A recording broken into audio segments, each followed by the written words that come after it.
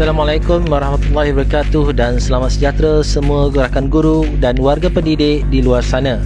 Saya adalah Cikgu Jaafar Ramli daripada SMK Taman Mutiara Rini 2 Johor Bahru, ingin berkongsi garis panduan pelaksanaan aktiviti sukan dan kurikulum. Sebagaimana yang kita sedia maklum bahawa pada tanggal 1 September 2020, Kementerian Pendidikan Malaysia telah membuat pengumuman penting, iaitu dengan membenarkan aktiviti sukan dan kurikulum dilaksanakan dan dijalankan di sekolah. Perkongsian ini adalah bertujuan sebagai alat ataupun pemudah cara bagi kita semasa menjalankan aktiviti sukan mahupun kurikulum. Diharap perkongsian ini dapat membantu dan memudahkan rakan guru di luar sana dan pihak pentadbir sekolah dalam menyebarkan maklumat yang berkaitan dengan garis panduan pelaksanaan aktiviti sukan dan kurikulum. Mari kita sama-sama hayati dan ikuti video yang saya sediakan khas, dedikasikan khas untuk semua warga pendidik yang saya hormati dan sayangi semua, kerana saya amat sayang profession ini. Secara asasnya, garis panduan ini dapat dikelaskan kepada 3 tunjang yang utama. Tunjang yang pertama iaitu tujuan. Mari kita lihat dengan lebih mendalam apakah tujuan dan mengapakah garis panduan ini diwujudkan.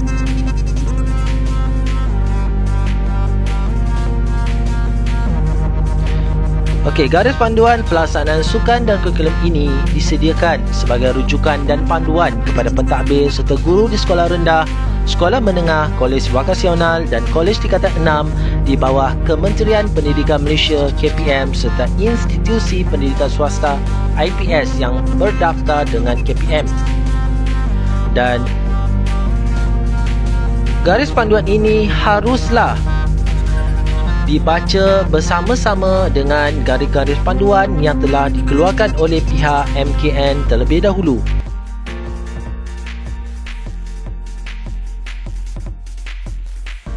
Antara garis panduan yang dapat dikaitkan dengan garis panduan ini, yang pertama adalah garis panduan pengurusan pembukaan semula sekolah Kementerian Pendidikan Malaysia, rujukan surat siaran Kementerian Pendidikan Malaysia, bilangan 5 bertarikh 4 Jun 2020, Standard Operating Procedure SOP pembukaan sektor sukan dan rekreasi yang dikeluarkan oleh Kementerian Belia dan Sukan. Dan seterusnya adalah surat perkeliling ikhtisas, iaitu surat siaran dan arahan serta peraturan yang berkaitan yang dikeluarkan oleh Kerajaan Malaysia dari semasa ke semasa. Dan untuk perhatian semua warga pendidik, garis panduan ini juga merangkumi pelaksanaan aktiviti sukan bagi tujuan pengajaran dan pembelajaran PDP di luar kelas bagi mata pelajaran pendidikan jasmani dan kesihatan dan juga mata pelajaran sains sukan. Seterusnya kita pergi kepada bahagian kedua tentang garis panduan ini, iaitu peranan dan tanggungjawab. Secara asasnya, peranan dan tanggungjawab pelaksanaan garis panduan ini dikelaskan kepada 2 kumpulan pelaksana utama. Yang pertama adalah pentadbir sekolah. Dan yang kedua pula merupakan guru penasihat sukan dan kurikulum.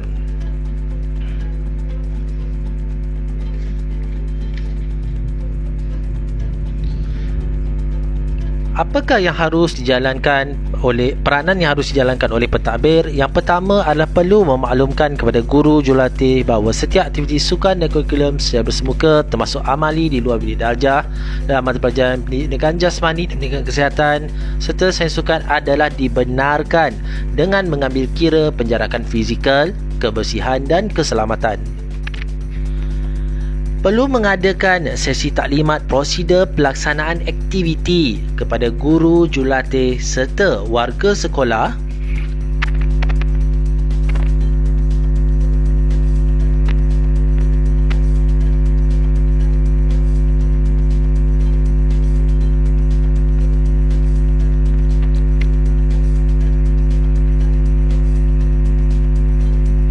memberikan penerangan dan kefahaman berterusan kepada murid, dan guru setuju latih mengenai kepentingan amalan penjarakan fizikal, kebersihan serta keselamatan diri bagi mencegah penularan jangkitan COVID-19.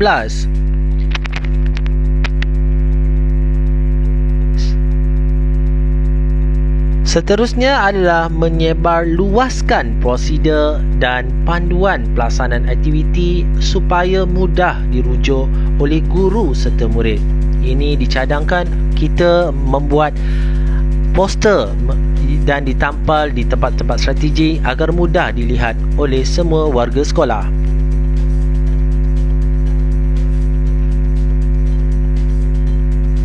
Memaklumkan jadual terkini aktiviti kepada ibu bapa penjaga. Memastikan murid yang bergejala tidak dibenarkan menyertai sebarang aktiviti sukan mahupun kurikulum. Dan ini harus direkod supaya kita tidak diambil sebarang tindakan. Memastikan murid mempunyai imuniti badan yang rendah mendapat kebenaran daripada ibu bapa penjaga sebelum menyertai sebarang aktiviti sukan mahupun kurikulum. Memastikan aktiviti yang dijalankan oleh guru mematuhi prosedur yang telah ditetapkan. Seterusnya adalah memastikan penganjuran pertandingan kejohanan dilaksanakan berdasarkan SOP yang sedang berkuat kuasa dengan mengambil kira penjarakan fizikal, kebersihan dan keselamatan. Dan yang akhir sekali, memberi penekanan kepada aspek kebersihan sebelum, semasa dan selepas aktiviti dijalankan. Mari kita lihat dengan lebih mendalam apakah pula peranan guru penasihat sukan dan kurikulum. Yang pertama iaitu merancang aktiviti mengikut kesesuaian tempat ruang dalam kawasan sekolah dengan mengambil kira penjarakan fizikal.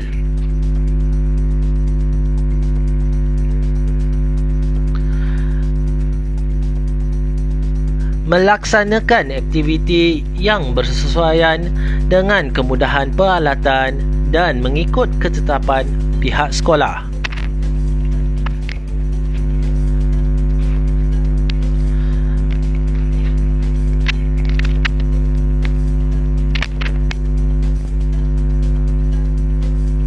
Seterusnya adalah melaksanakan aktiviti secara bersemuka atau secara dalam talian. Dengan ini, saya lebih menjurus dan memberi cadangan bahawa guru mata pelajaran pendidikan jasmani dan kesihatan haruslah lebih bijak dan kreatif, iaitu dengan mengadakan konsep sukan suaian untuk memenuhi keperluan silibus kita, dan seterusnya memastikan pelaksanaan aktiviti mematuhi garis panduan yang sedia ada.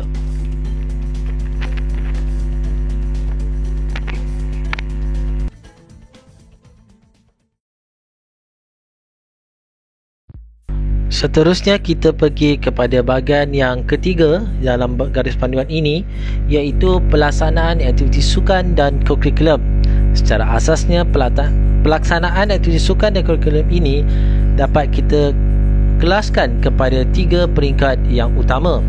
Yang pertama iaitu peringkat sebelum melakukan aktiviti, yang kedua semasa melakukan aktiviti, dan yang ketiga selepas melakukan aktiviti. Mari kita sikap dengan lebih mendalam apakah yang perlu kita lakukan sebelum melakukan aktiviti sukan dan kurikulum. Yang pertama, kita haruslah memastikan agar peralatan berada dalam keadaan bersih dan selamat digunakan. Murid digalakkan menggunakan peralatan sendiri seperti raket badminton, tali ikatan dan juga alat muzik. Tandas mestilah berada dalam keadaan yang bersih dan bilangan murid yang menggunakan tandas dihadkan mengikut kapasiti bilik. Pelajar yang bergejala tidak dibenarkan sama sekali melakukan sebarang aktiviti sukan mahupun kurikulum. Peringkat yang seterusnya iaitu semasa melakukan aktiviti pula, apakah yang harus kita lakukan dan titik beratkan adalah seperti berikut. Yang pertama, penjarakan fizikal dan prosedur perlu dipatuhi bagi aktiviti berikut. Yang pertama, 1 hingga 3 meter bagi aktiviti statik seperti aktiviti regangan dan memanaskan badan. Seterusnya, jarak antara 3 hingga 5 meter bagi aktiviti dinamik seperti latihan sukan, kawat kaki dan juga tarian. Maklumat disampaikan secara lisan tanpa melibatkan sentuhan. Sekiranya penjarakan fizikal tidak dapat dilaksanakan atau sentuhan tidak dapat dielakkan, pemakaian pelitup separuh muka ataupun face mask dan mencuci tangan dengan sabun dan air mahupun sanitasi tangan hand sanitizer perlu diamalkan. Dan yang terakhir sekali, iaitu murid hendaklah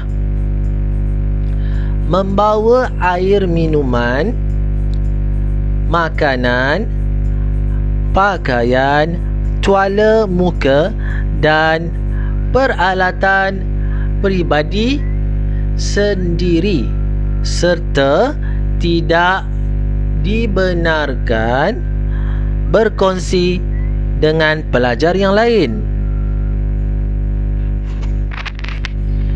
Selepas melakukan aktiviti pula, apakah yang harus kita lakukan ya cikgu-cikgu sekalian? Kita lihat paparan seterusnya. Selepas melakukan aktiviti, perkara yang harus dititik beratkan adalah seperti berikut. Peralatan haruslah dibersihkan, disanitasi dan disimpan dengan baik selepas digunakan. Ruang dan tempat yang digunakan dibersihkan selepas aktiviti dijalankan. Murid tidak dibenarkan bersentuhan dan bersalaman selepas tamat aktiviti. Murid dan guru mahupun jurulatih perlu mencuci tangan dengan air dan sabun pensanitasi tangan ataupun hand sanitizer selepas tamat aktiviti sukan mahupun kurikulum. Murid dan guru ataupun jurulatih perlu meninggalkan kawasan aktiviti ataupun sekolah dengan keadaan segera selepas tamat aktiviti sukan mahupun kurikulum.